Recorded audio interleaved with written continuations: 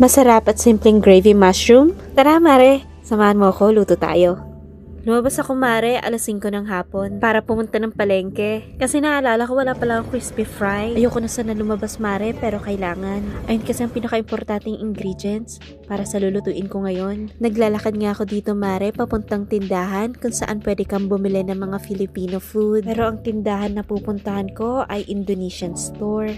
Dito kasi sa Tokwawan Market, walang Philippine store. Hindi ito kagaya sa Central na kapag nag-crave ka, pwede kang pumunta dun sa Worldwide. Marami ng lutong pagkain doon, puro Pinoy food. Kaya dito sa lugar ko, kapag nag-crave ako ng Pinoy food, pupunta na ako sa tindahan na to para bumili ng mga sangkap. Ito na nga mare, tapos na akong bumili. Maglalakad naman ako pa uwi. As usual mare, normal na dito sa Hong Kong na palaging naglalakad. Lakad is life dito mare. Kaya mare, kung gusto mo magtrabaho dito sa Hong Kong or kung gusto mo lang mag-tour, i-ready mo yung mga paa mo. Siguraduhin mo na may maganda kang rubber shoes. Komportable. Kasi talagang sasakit ang paa mo kapag hindi ka sanay. At ito na mare, nakauwi na tayo. Tara, samahan mo ako magluto. Nag-defrost na ako ng manok bago ako lumabas ng bahay. Boneless chicken thigh na nga ito mare, kaya hindi ko na kailangan magtanggal pa ng buto. Hinuhugasan ko nga lang ito mare, at saka ko papatuyuin. Once na natuyo na, lalagyan ko naman ng crispy fry.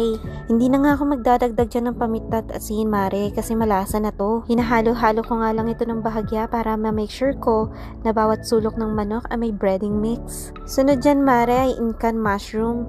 Gagayatin ko lang siya ng maliliit. Pagkatapos ko nga maggayat mare, ito magsasaing ako. Konting kanin lang. Isasalang ko na rin sa rice cooker.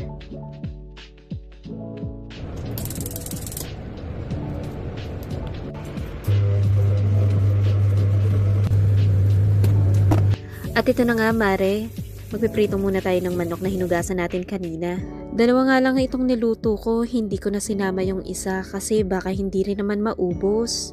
May stock na naman sa ref. Sunod naman na lulutuin natin mare, itong gravy mushroom na. Nagtunaw lang ako dito ng butter. Inantay ko nga lang muna ma-dissolve itong butter sa mahinang apoy. Saka ko ilalagay itong mga mushroom.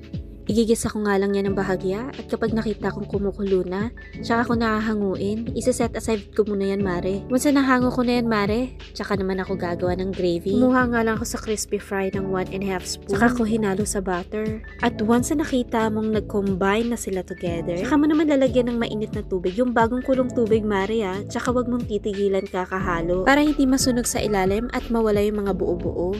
At kung sa tingin mo mare okay na at kumukulo na yan, pwede mo nang ilagay yung mushroom na hinango mo kanina.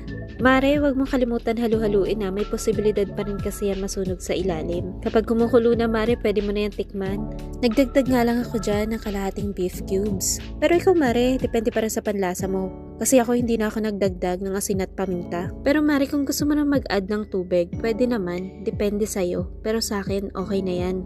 Okay na to mare, next naman magpapakulo ako ng choy sam. Dito sa Hong Kong, vegetable is life, kaya dapat lagi kang may gulay. Next mare, i-follow mo naman ako habang nagpe-plating tayo. Masarap at simpleng gravy mushroom. Mare, tingnan mo to. Gravy na creamy, may fried chicken on top of rice. Ulam pa lang, solve ka na mare. Sek fana, pangyaw. Thank you for watching.